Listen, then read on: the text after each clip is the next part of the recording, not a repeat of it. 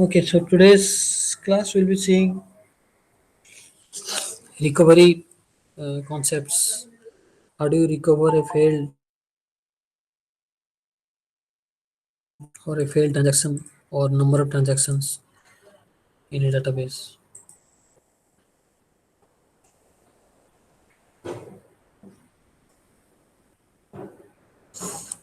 Okay, so starting with what are the different errors that we have already seen before? Mainly, they are of logical and system errors. Uh, they are divided into multiple different types further, like you saw catastrophe errors or uh, divide by zero types of errors. So there are a lot of errors or failures that we have already seen. Okay, fine. So when you need to recover, when your transaction is not complete, some part of it might be complete, some part was still left.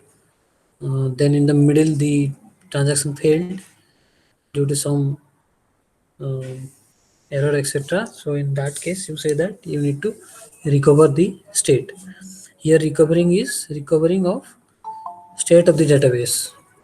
Okay, so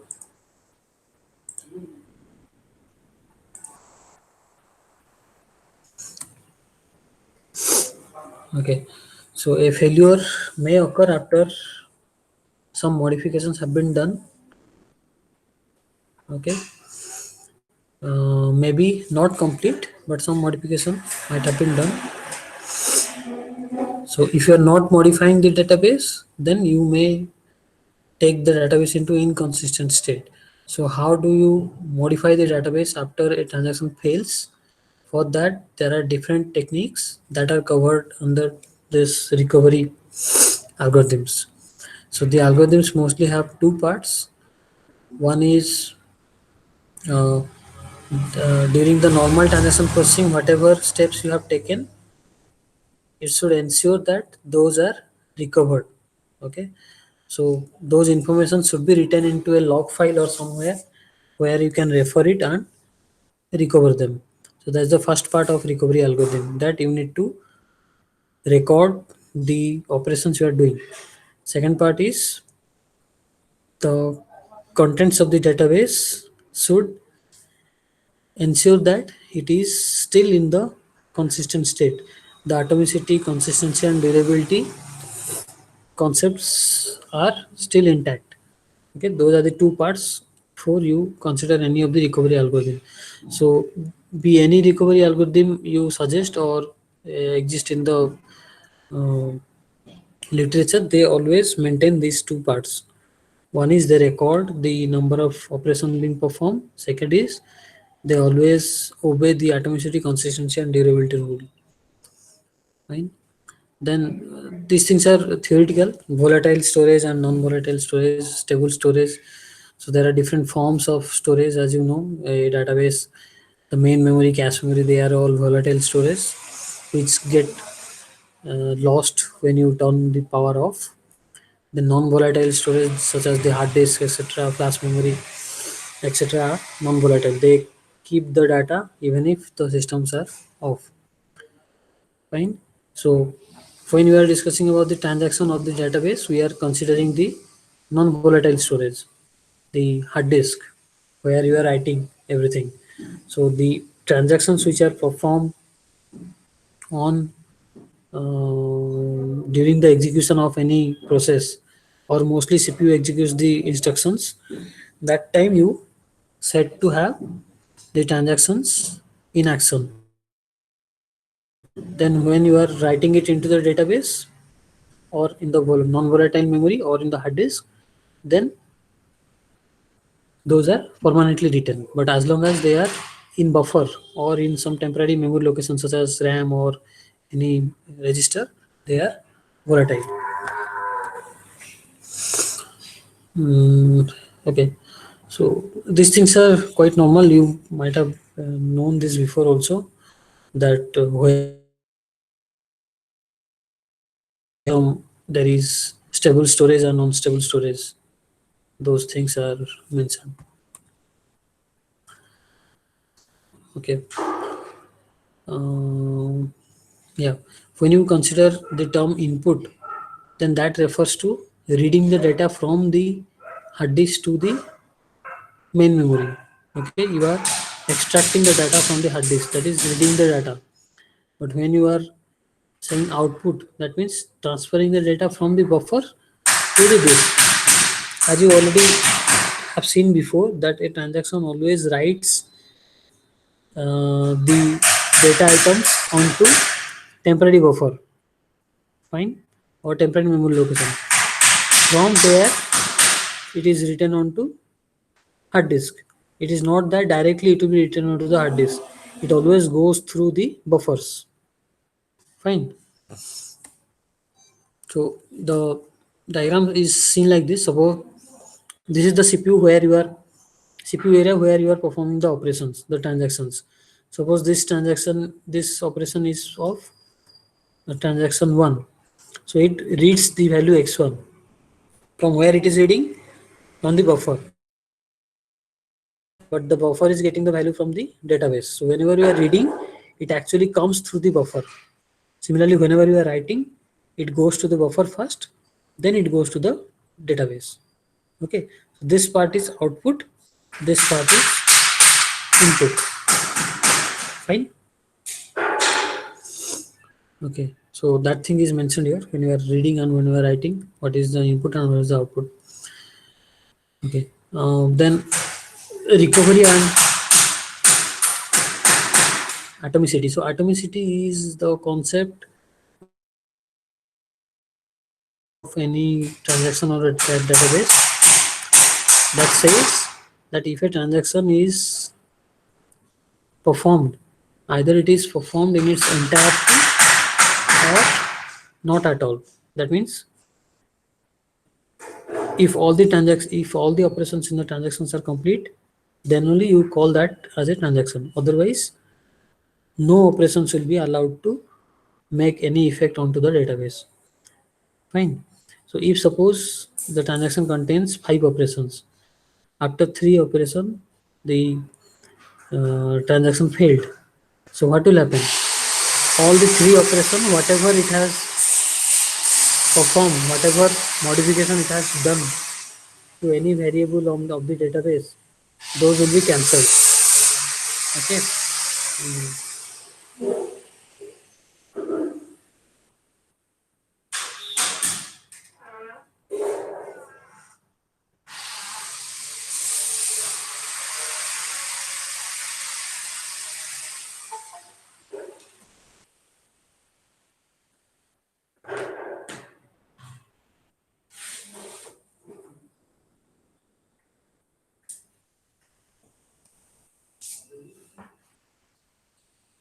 Yeah.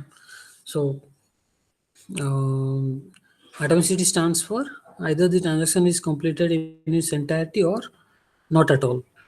Fine. So for that you need to have recovery mechanisms, because if a transaction fails in between, you have to recover all the operations that are being performed or all the data that has been modified during the process of transaction. Fine. So for that, the first technique is log-based recovery. So log-based recovery, if you remember that there were certain things you are writing into the transaction log. What were they? When a transaction T1 suppose starts, you are writing T1 comma start. Fine. That means the T1 process, the T1 transaction started at some point of time. Then suppose T1 is reading that item X. So T1,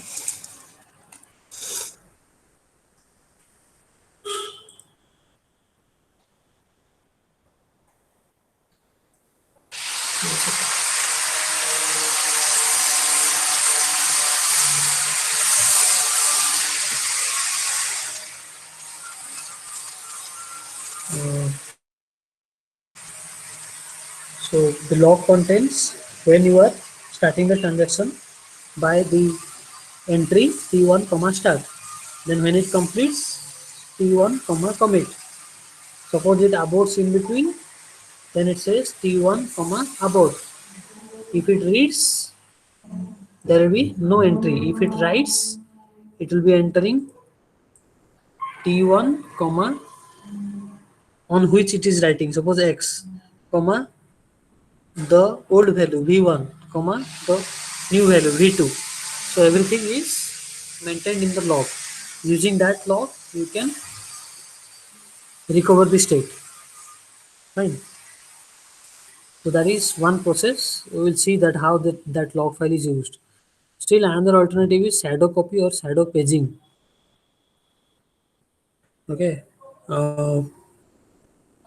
In case of shadow copy, what it says is that there will be a pointer to the old value of the item or the variable in the database. Whenever you are updating, simply the pointer will be shifted towards the new copy of the database. Okay, the old copy will be deleted afterwards. This is by the garbage collector and all. They will delete the old copy of the database. So once you are writing, suppose x equals to 10, then after 10 lines you are writing x equals to 15. So the previous value 10 will be lost. The new value 15 will be pointed to by the x pointer or the x variable.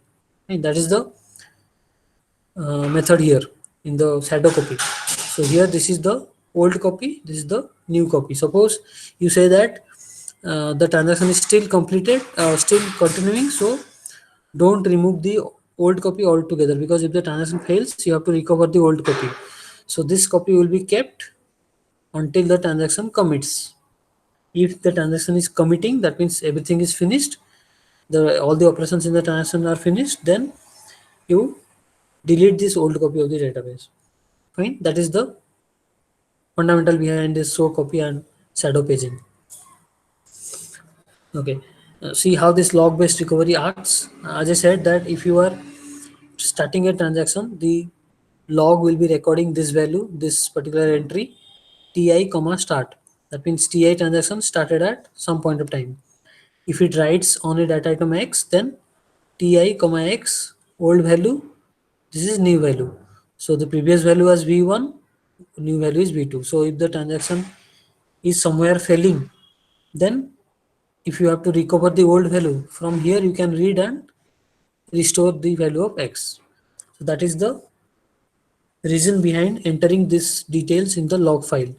So if the transaction completes, the last statement will be t1 slash commit. Then the further transaction, if it starts t2, then you can start t2 start. Then its operations will be maintained. So every transaction is having such entry in its log, by seeing which the recovery things will be performed. Right? Then there are two approaches. If you are using log based recovery, there are two approaches using which the recovery is maintained. First one is deferred database modification,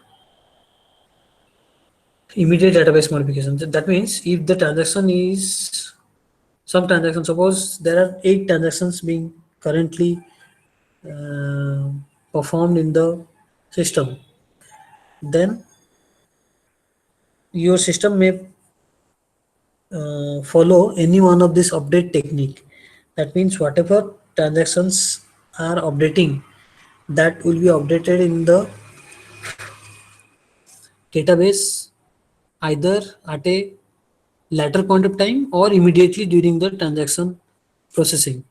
So two approaches are deferred database modification, another one is immediate database modification. What do you mean by immediate database modification? It allows updates of an uncommitted transaction to be made to the buffer or the disk itself before the transaction commits. You see here, what it says is that suppose a transaction has 10 different operations. Okay. Um, suppose the third operation is a write operation. That means the modification operation of a item to be done on the database. So you are now at third cycle of the transaction processing. So a write operation happened. Okay. then immediately you update that onto the database before committing of the transaction. So that will be a difficult scenario. That means if you do that, it is allowed, but most of the time it is not preferred, because if the transaction fails, you have to go to the database, remove the new value and put the old value, because the transaction failed. You cannot write the modified value onto the database if the transaction itself has aborted or is being deleted. So the old value will have to be removed. So immediate modification says that it allows the updates of uncommitted transaction to be made on the database or on the buffer before the transaction commits. So in that case, log record will be used to maintain the uh, what consistency state of the database. Okay, how in detail we'll see.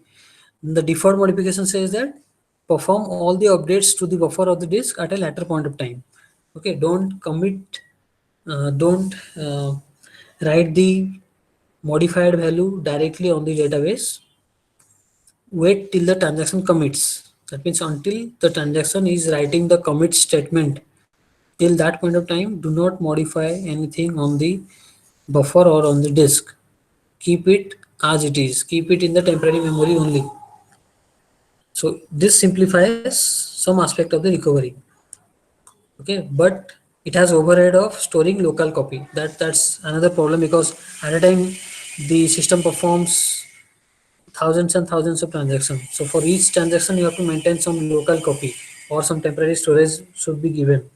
That becomes a overhead. Fine. Then as you know, this commit, this is a state when the commit log record is output is available, then the operations, whatever modification tasks done to the variables, it will be written onto the database. Got any doubt up to now?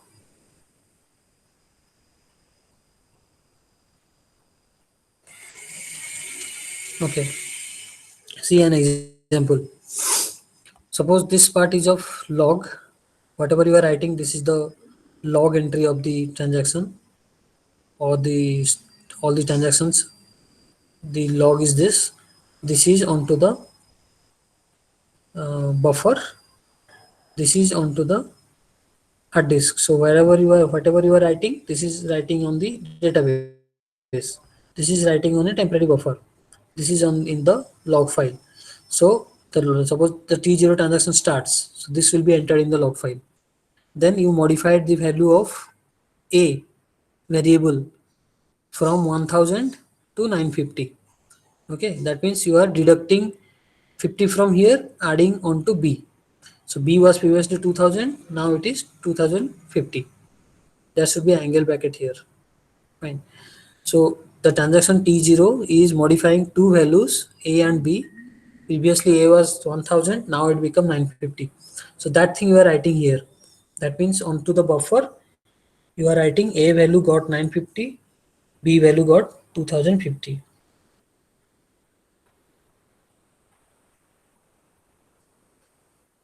So then afterwards, the transaction commits. So you see, till that point of time, there is no writing of these values or updation of these values onto the output. That means it has not been reflected back to the database. Because if suppose this is my account, if suppose this is your account, before transferring of money, the CPU will first take the value from the hard disk. It will read that I got 1000 in my account, you got 2000 in your account. Then it will be transferring the money from my account to your account, say. Okay. Then after updation, my account balance and your account balance should be written back onto the database. Yes or no? If you are writing it directly at this point of time before the transaction completes, then that is called immediate update uh, modification, immediate modification. Fine. Or if you wait till the end, that means this transaction completes. Once it commit means these things can be written back onto the database. So here it is written after a certain point of time. Here afterwards, after T0 completes, T1 starts. It also modifies the value of C from 700 to 600. Then that is C equals to 600 is written on the buffer. Then afterwards, it writes the value of B and C onto the database. So what is to be learned here is that BC BC is the buffer with values of C. So that gets written onto the database before this transaction which has modified C is committing. So T1 is modifying C. T1 is committing here. Before that, at this point of time, you are writing the committed or the modified value onto the database. So what will happen is that suppose that before committing, after you are writing into the buffer and before it commits, suppose at this point of time the transaction fails. By that time you have already written the value onto the database. So you have to recover this database. That means you have to remove or erase this value from the database. So that will take more effort. But suppose at this point of time, suppose you are writing the value of A which is modified here, or writing the value of B which was modified here onto the database, and something happens in this transaction failure, then nothing is there is no problem because this transaction has already committed. Fine. So even if you do not write it, when the transaction gets back to its normal state, you can always write the value because the transaction always already has committed. But since this transaction has not committed, it is not a good idea to write the values onto the database. This one, BC. At this point of time, BB, that means this value was already of a committed transaction. So there is no issue. At this point of time also, A value is of a committed transaction. So there is no problem. But C, here the value of buffer C, you are writing onto the database, whereas this transaction which modified C has not yet committed. It committed after you wrote it to the database. Any doubt up to now?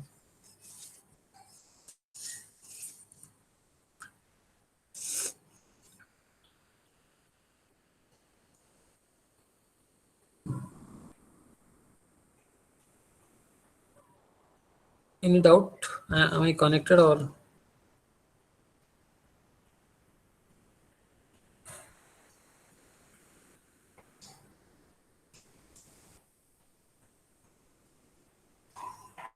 no doubts? No, sir. Okay. Uh,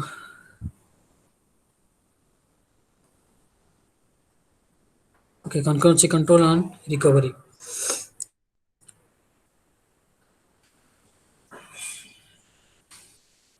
Fine. So with concurrency control, the problem is that all the transactions, suppose your schedule is having 10 transactions. So all the transaction will share the same disk buffer and a single log file.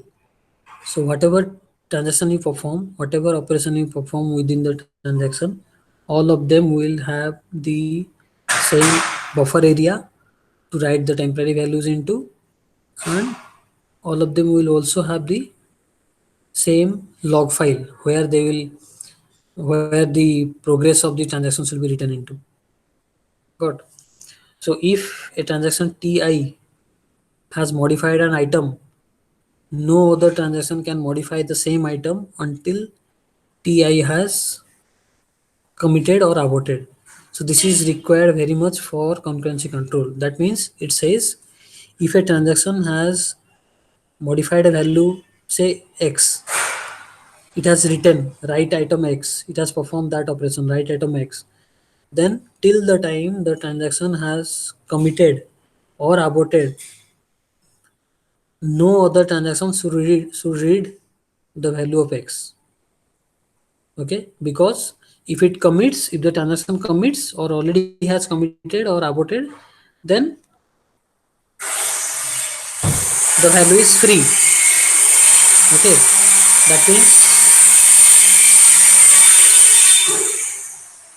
that means the transaction will not be facing any failure. So whatever you will be reading or any other transaction will be reading is or will be correct. But if the transaction has not committed and the transaction is reading it, and if the first transaction which has written it will fail, then it has to roll back. That means whatever reading has been done by the new transaction will be of no use. So that also has to be taken care of. So for recovery or the concurrency control, this thing should be kept in mind. Fine.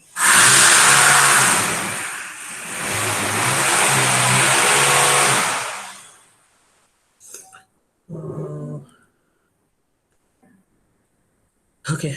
Uh, so what is this undo and redo of operations? This will be required for a log-based recovery. Undo of a log record means this is a transaction, suppose Ti, which is modifying the value of x. The previous value was b1, new value is b2. When you are undoing, then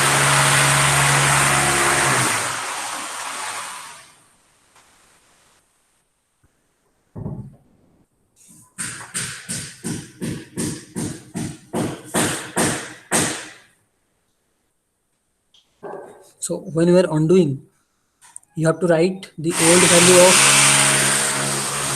v1 onto x, because the transaction got cancelled.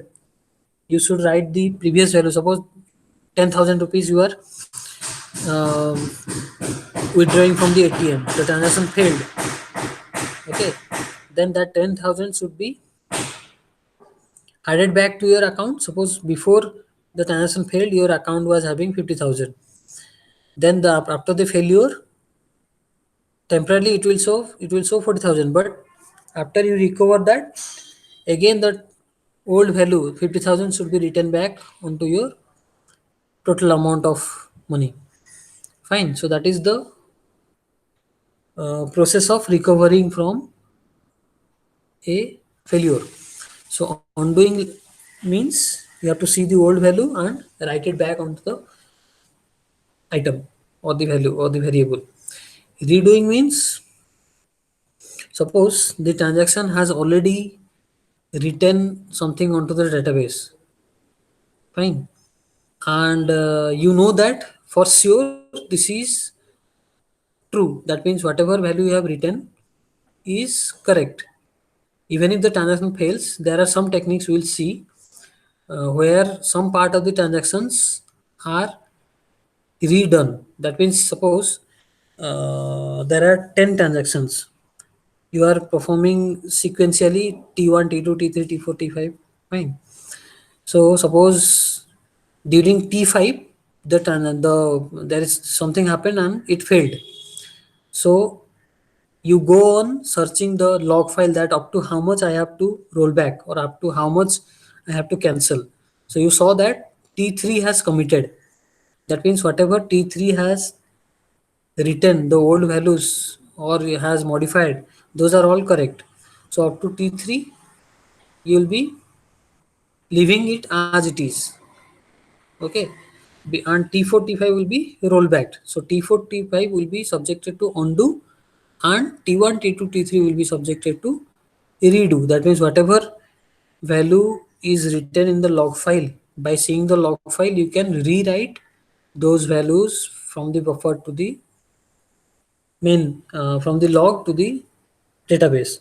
So redoing is nothing but uh, writing the confirmed transactions to the database. Undoing means whichever could not succeed, whichever transaction failed, for that this undo is required. So undo restores the value of all data items updated by TI to their old values, going backwards from the last log record for Ti.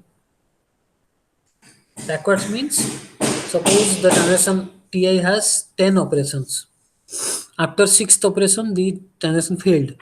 So you go from 6 to 5. Suppose 6, 5, 4, 3, 2, 1. All of them will be undone. Okay, undo operation will be applied on them. Fine. So that was undo and redo operations. Uh, okay. So undo and redo on recovering from failure. If you see the log file, when undone will be applied and when redo will be applied. So writing it straight, if the transaction Ti needs to be undone, in which condition?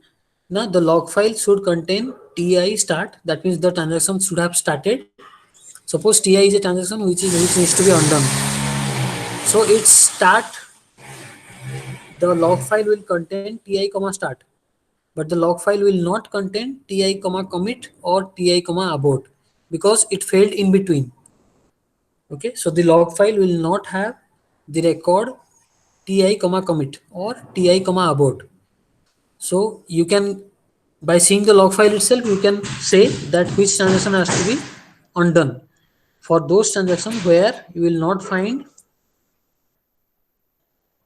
Ti comma commit or Ti comma abort, for those transactions you have to undo. But for a transaction where both start and commit will be there, that means those transactions were complete. So you can just rewrite the old values.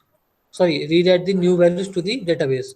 So for them, redone is necessary. And for those transactions where start is there but no commit is there, you need undo. Fine. So for those transactions where redo is necessary, you it is said that that is called as repeating history. That is, whatever was done needs to be redone.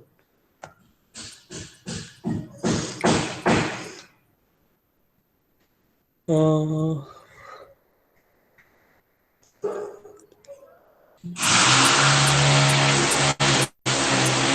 okay.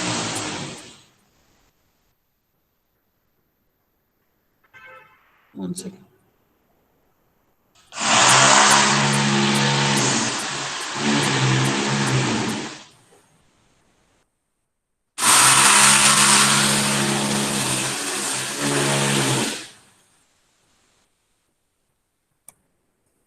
Sure.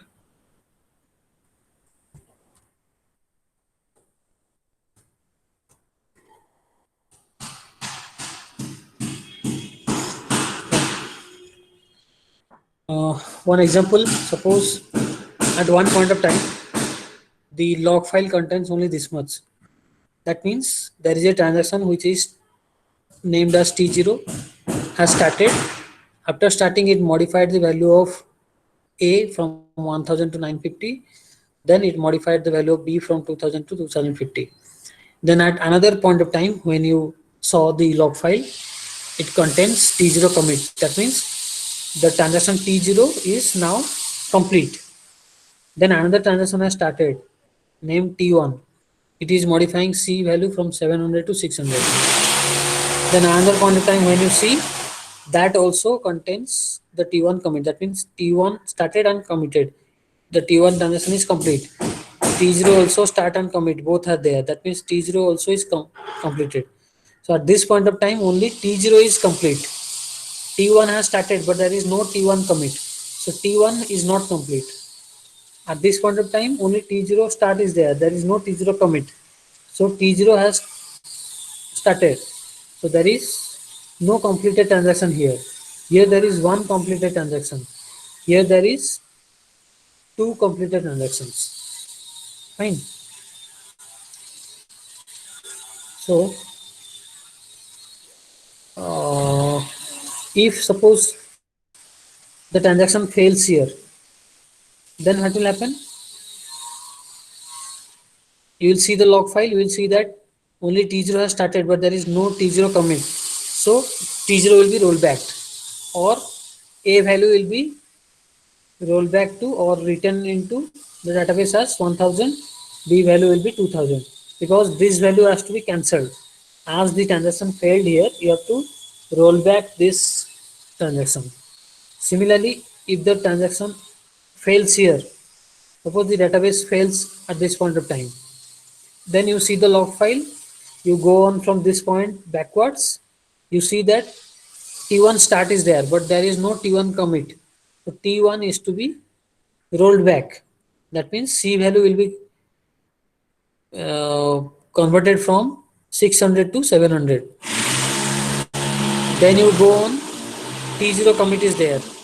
T0 start is there. That means T0 started and it committed. So they are completed. So these two will be redone. That means again the value of A will be modified to 1000. Value of B will be, sorry, value of A will be written as 950 on the database. Value of B will be written as 2050 on the database. But this one will be written as 700 because this transaction could not be completed. In this case, when it fails here, this will be undone. That means value of A will be rewritten as 1000, value of B will be rewritten as 2000. In this case, these two will be redone, this one will be undone. In this case, if the transaction fails here, both have to be redone because start and commit is there for T1, start and commit is there for T0. So these two will be redone, this one will also be redone. Any doubt?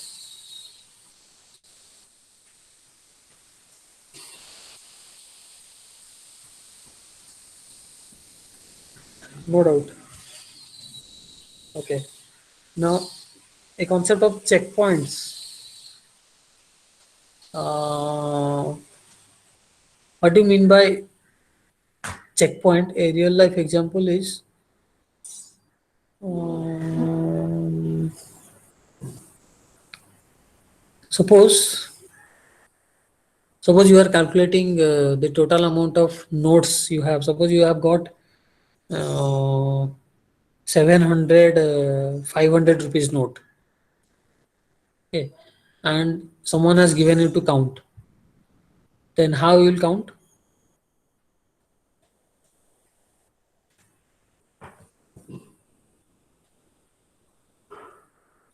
How you are going to count 700 500 rupees note? Means 500 notes are with you, the total number of notes you have got is 700. How you will count? Suppose there is no machine and all, one by one you will be counting by hand.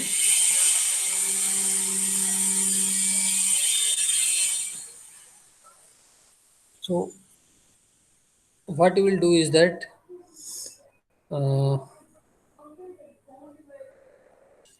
you will count say 50 at a times. Okay, 50 notes you counted, then put them on one side. Another 50 we counted, put them on another side. Another 50 you counted, put them on one side. So how much you counted in total? 150. Okay, then during counting of the fourth time, suppose in between you forgot what is the count. So will you count all those 50, all those three bunch of 50 rupees notes, or you will start from this fresh counting process? From fresh. The 350 you already counted, that bunch you already have, suppose put some rubber etc and put them separate. So those are not needed to be calculated further because you already are sure that those three bunch contains 50 50 50 rupees notes. Okay, so that is the value of checkpointing. That means you have some mark or symbols given to a particular point so that no need to recalculate them. or re-see them. Okay, just you are sure that that contains 50 means that contains 50. Fine. So that is the uh, fundamental behind checkpoint. So a checkpoint is a mark or label given in a log record in order to ensure that up to that point of time, whatever transactions are being performed, those are committed, or uh, or you can say they have already written onto the database. Okay, or maybe up to that point of time, you can recollect that what has happened to the database. Okay, there are different cases we'll see on the checkpoint, but as a whole, checkpoint is just a label given to the log record, fine, so that you get to know that up to which point you have to roll back or what you can do. Suppose you have got your database has got 10,000 number of transactions. Suppose at a particular point of database failed. So after recovering it, you need to recover all the transactions. You need to check that which transaction I have to redo and which transaction I have to undo. So how to get that particular time, that up to what point you can redo and what point of you can undo. So using checkpoint, these things get easier. So the checkpoint strategy says that scan backwards from end of log to find the most recent checkpoint. It happens that operating system or the database management system gives the checkpoint labels at particular interval of time in the log file. Suppose every 5 seconds one checkpoint is added. When you are adding a checkpoint, at that point of time, what happens is that it writes the committed transactions onto the database so that those those are becoming confirmed transactions. That means there is no further need to modify them. Okay, so during the checkpointing, no further operation is performed. Only transactions that are in L or started after the checkpoint need to be redone or undone. That means suppose at 10 second your database gave a checkpoint to the log file. So during the 10 second, what will happen is that none of the transactions will be able to perform any operation. When the database is assigning a checkpoint to the log file, none of the transactions will be able to write or read anything from the database. During the time of assigning a checkpoint, whichever transactions have committed, uh, whichever transactions are committed, their value will be updated in the database. Okay, and when a transaction fails, you have to, from the end of the log file, you have to come backwards towards a checkpoint. Whichever transaction lies between the end of the log file and a checkpoint, you have to redo or undo them only. For example, yeah, see this. Suppose this is a database where T1 transaction is there, T2 transaction is there, T3 transaction is there, T4 transaction is there. Fine. So suppose T1 transaction completed, T2 transaction has started, not completed here. It got completed here only. Before T2 transaction completed, the database system assigned a checkpoint here. At this point of time, in the log file, one checkpoint is assigned. Okay. After that, T2 transaction completed here. Then T3 transaction started, it got completed here. T4 transaction started. Before it got completed, T4 transaction failed. The database failed. So what will happen is that database will be checking that which are the transactions I need to redo or and undo. Okay, as you know that by seeing a log file, you can get to know that which are to be redone and which are to be undone. So T4 has not committed. There is a start for T4. There is no commit for T4, so it will be undone. T3 has started and committed. So if it has started and committed, that means it will be redone. This also has started and committed. Fine. So this will be redone, but that is to be done only up to the checkpoint. No need to do the same thing for T1. T1 will not be redone or undone. T1 will not be touched at all because it lies before the checkpoint. So whenever the task fails, you have to come back from the failure state towards the checkpoint. So wherever you got a checkpoint, after the checkpoint, whichever transaction is there, if it has committed, then you have to redo them. If it has not committed, you need to undone them. Got? So T2 and T3 will be redone. T4 will be T4 will be undone. T1 can be ignored because it is before the checkpoint. Are you getting my point or no? Any doubt up to now?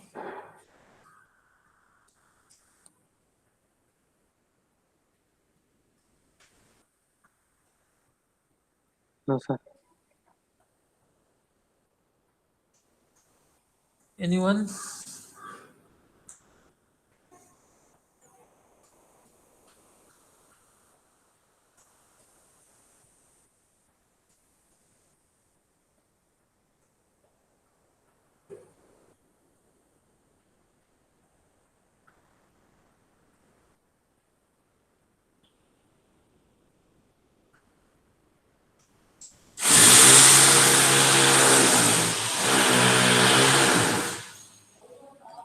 No doubt. Okay.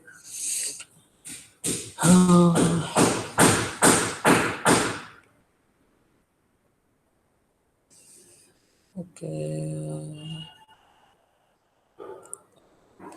These things we already covered.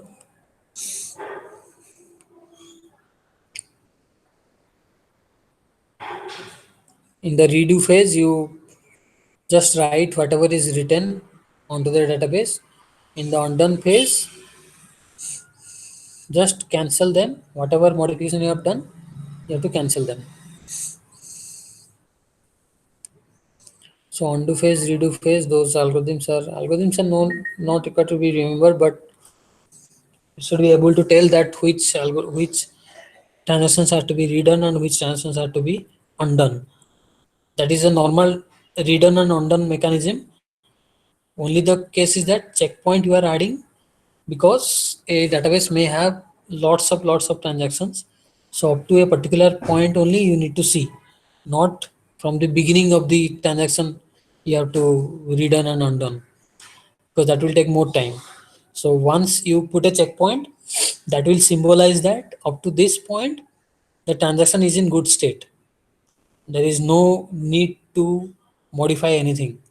After the last checkpoint, if the transaction fails, then whatever transactions were effective from the last checkpoint to the failure point, those only needs to be redone and undone. Are you okay with this or any issue?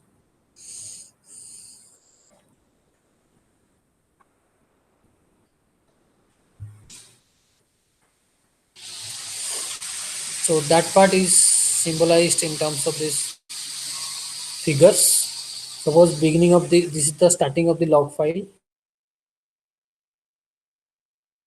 Modified b value, then T1 started, one checkpoint is given T0 T1, then T1 modified C value, T1 committed, T2 started, T2 modified value of A, then T0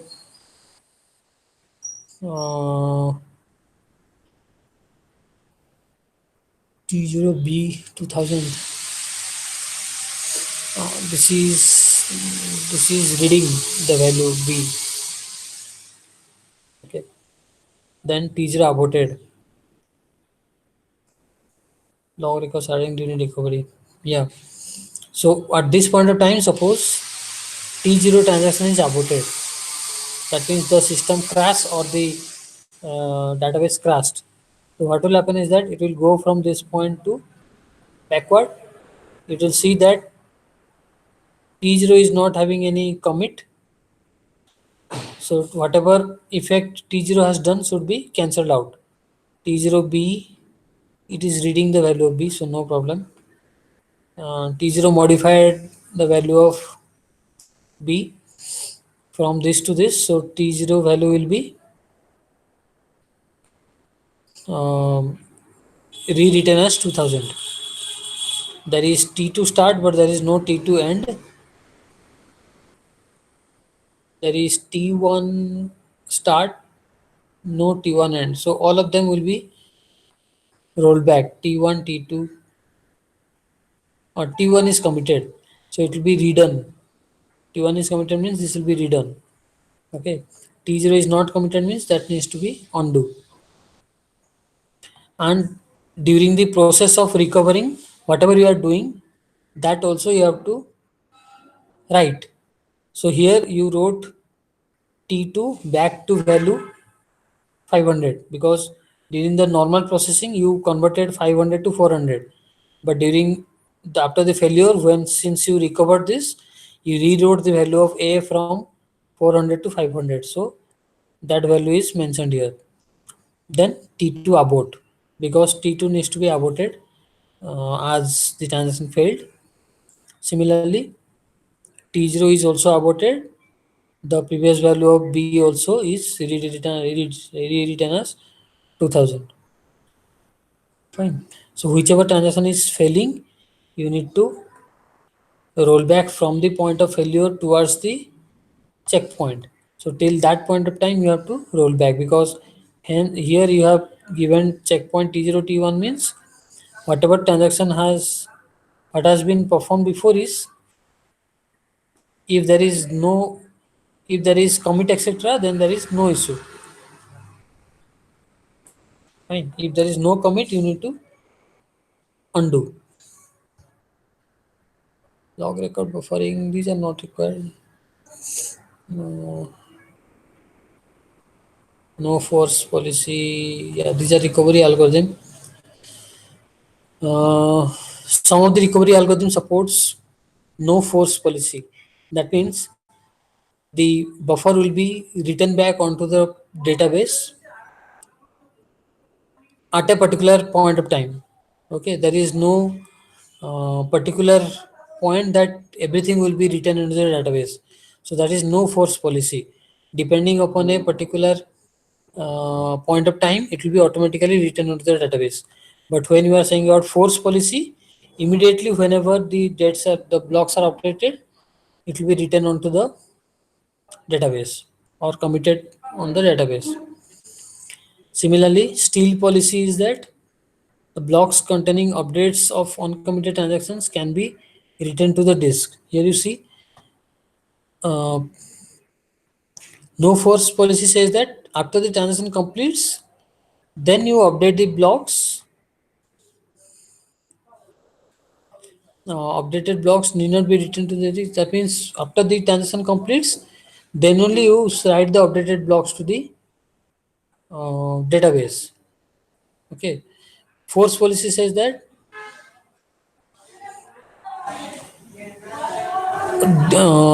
written at commit. That means immediately when the transaction is committing, the updated blocks are to be written onto the database. No force policy says that whenever the transaction commits, it is not mandatory to write at that point of time. The system may take its own time and write the modified value onto the disk at some other point of time. So whatever it is after commit only. But still policy says that even if the transaction has not committed, you write the blocks onto the disk. So that is risky. Even before the transaction commits, update the blocks onto the disk. So that is a risky policy. Fine.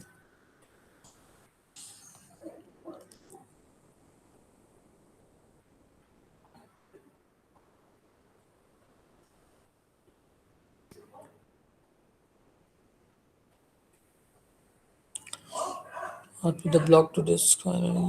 Yeah, this is about buffering, buffer management. It's not required. So up to this, you have to see that what error, what doubts you have up to this particular log record. Buffering is not required up to this point. Example of recovery. Fine. Any doubts up to now?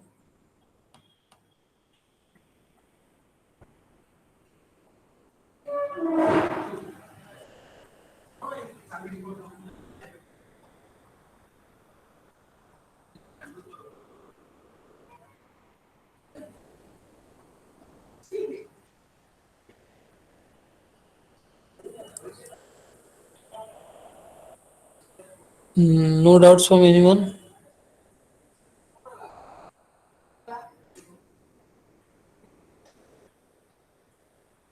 Fine. Wait, let me take the attendance.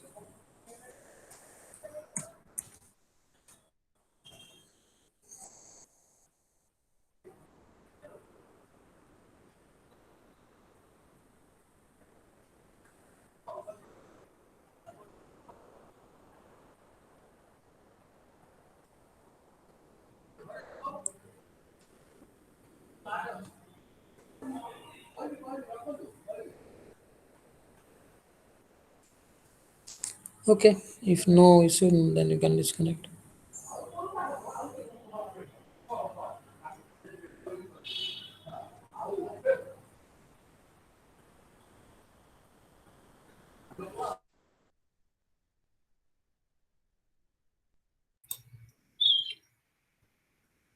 ओए तुम लोग ने college fees दिया क्या?